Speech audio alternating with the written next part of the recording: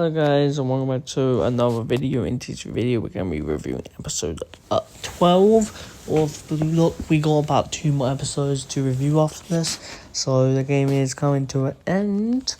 And then we'll wait a year or two for Blue Season 3 if it ends up coming out, because I don't know if it's been greenlit for Season 3 yet. But anyway, in this episode, we do start a flashback of the captain of the other team, the main defender, I think Ayuka or something like that. His dream back then was being the world's best soccer, like Sayu, like one of the Toshi brothers is now. But he wasn't able to come true. Like, a lot of people wanted him to be the defender on that team, whatever, and they were winning because he was there to support the pack. And now he wants to be a defender to also crush any strikers he comes across. He wants to be able to be able to crush them. But he also goes on saying, if at the end of the thing, he says if there was a striker that deserved, that wasn't able to grow, he wants to be there to help the striker grow. Honestly, a good thing. Like, I'm assuming in Blue Lock, we end up, like, for me, it's only wanted to be the world's best striker, but now wants to be the world's best midfielder again. Now, basically, the striker itself is an amazing, but also he's flow awakening or whatever you want to call it. He's now able to see, like, the optimal passes and, like, stuff, like, different routes it can take. He can see most of them, except from there's, like, one route that's, like, unclear he can see. So it basically is flaws, but there's, like, one flaw in it. And majority of the time, unless, like, because, like, you know, people intercepting it makes, obviously, new routes, whatever, and stuff that can become unseenable. So, yes, but it's still a good flow ability, if you will. It obviously trusts to his, like, you know, defending stuff. And then you also got the, like, blue hair kid, like, doing, like, genius stuff again. Yeah, a lot of people, like, you know, are decently. Of course, you have, like, people being focuses on the page in general. But anyway, Shiro, or, like, you know, Devil Guy, whatever his name is, he tries to score, he almost gets it off. He ends up, like, scoring. There's 2 possible routes. Goalkeeper ends up missing the first route, but ends up using his leg, because, of course, he was, like, planning to become a striker, so using that abilities, like, you know, using that, like, skill to kind of block the goal. And then, the chameleon, like, you know, type guy, whatever, he ends up copying Nagi's, like, football skill, whatever. And, yeah, I don't believe he's copied Nagi's before. It might have been one of the hardest ones to copy or whatever. But he ends up using that and boosting it.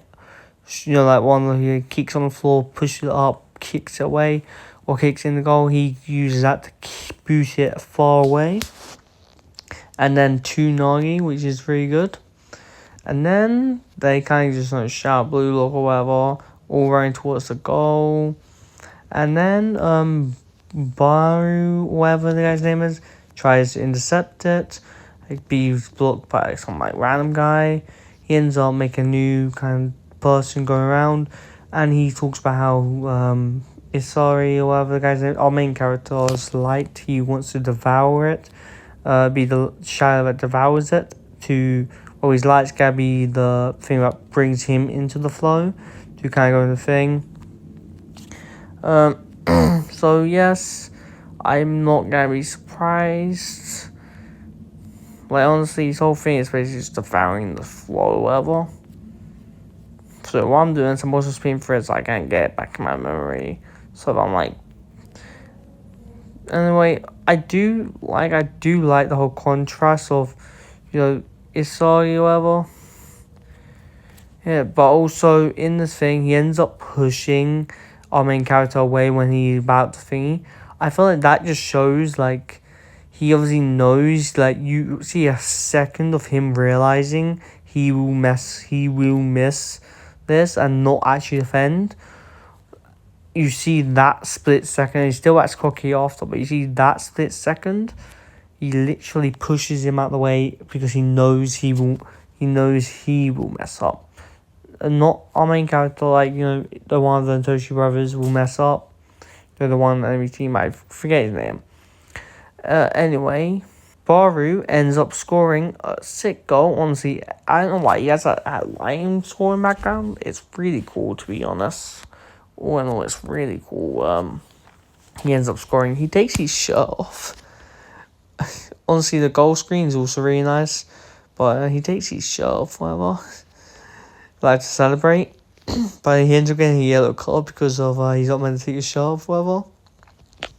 He's obviously the whole point is to end up, devouring Isagi's light, whatever his name is, our main character. So I'm bad with names, especially in Blue Lock.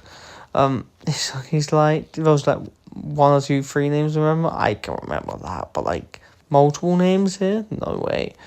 Because to be fair, like there's our main character, but I feel like everyone in sports anime, there's always more than technically one character. Like, it's just one overall character that's main, but like every character in Blue Lock is like a main character, especially to them. Anyway, you got all them celebrating the goal. Yeah, he gets the yellow card and all that. Honestly, I think that's the only card that happens in the whole season, and it's because he took his top off. I do like the fact that Sei is I see stop that, but Sei is, or SAE is kind of like coggy even to managers. Like I really, when these kind of characters happen, I always enjoy so much when it powers off to them being completely overconfident and then failing. I feel like I really want to know why his emotions go like this. I feel like we're going to get enough backstory, because all we know is he went to academy, he returns, and then he ends up being an absolute. Yeah, he's being something. Then it ends with the captain giving a speech of him wanting their race to blossom because he wants to help grow it to whatever. Some nonsense. Honestly, a good thing, but yeah. All in all, the episode is really great. I would say it's a 10 out of 10 episode. I feel like I've given a lot of 10 out of 10s, but like realistically, there's nothing really bad about it. You could say the animation is not like the best because there's a lot of like screen phrases in these kind of episodes, but at the same time, I'm not really judging it off the animation, if you know what I mean. The flashback was also really nice with him like having a dream. I think he's the only other character on the enemy's team that has like an actual story and personality to it. The others, like, they're identical you can identify them by their features, but they don't really have much going for them. The only like thing that they have going for them is to be somewhat of a thing to Blue Lock, but at the same time, most of them get pretty overpowered in like the first 3 episodes of the match, whatever. They're pretty useless. They're only there to basically boost the captain and Sei and the devil guy, and then the Ace is basically just there to also boost the captain's story to make him stronger. Maybe they'll get more fleshed out in future like arcs or whatever, but as this arc goes, they haven't really got fleshed out as they return, which I assume they probably will. I mean, they're U20s, so Japan's U20, so I doubt they'll just be gone off this arc. Maybe they'll be split up into different things, but then they're not going to be U20 anymore. I mean, maybe they could call U20 before. I will say his flow ability is really cool, like him being able to see thing, which we will be able to. I think we do see it in later episodes. I can't remember, but yeah, honestly, it's really good. I do like that split second of Sai, kind of realizing that he's literally realizing if he doesn't push it, it will be a goal, like he can block it or something. Yeah, if he doesn't like push him out of the way, it'll be a goal for them. And yeah, I do like the whole thing of the captain, kind of like, the Captain AQ kind of consistently targeting Rin or our main character.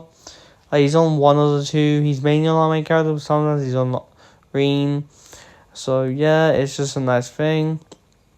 And Baru scoring is also really nice to get him a goal because he deserves it, let's be honest.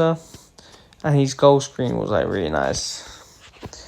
Yeah, nothing else to really say about this. A good goddamn episode.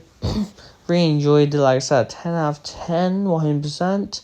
I have been enjoying season 2 to the fullest. I've obviously reviewed 12 episodes now, so of course I'm enjoying it. So yes, whether this video comes out today as of recording this, or it comes out as my fans on. I forgot to say, literally I just realized this while editing. I forgot to say, they end up bringing Butcher, not Butcher, like the guy, like, you know, who's like red, aura's red and he speeds red and blue lock. They end up bringing him on the match, and they do say, your only purpose is to steal passes from, you know, our main character, sorry, just so, you know, it messes up the other team, and that's also his ego. He was going to do that without him even saying it, because all of them want to score whatever. So yes, they end up messing up the whole flow, and it's just something unpredictable realistically. So yes, I thought I should talk about this, but before I end up missing it. Honestly, he's actually one of my favorite characters in Blue Lock, I would say. I might do a video just ranking Blue Lock characters. That would be a fun video to do. Like, you know, people who have obviously passed all the way past, not just like everyone who has entered Blue Lock. But yeah, and then I might do a video ranking the eliminated players. So it's like personal preferences. That would be cool videos to do. And it makes Blue Lock content, because I am enjoying Blue Lock, and before I end up not enjoying it, it'll be good to do this. I do plan on reading the manual manga.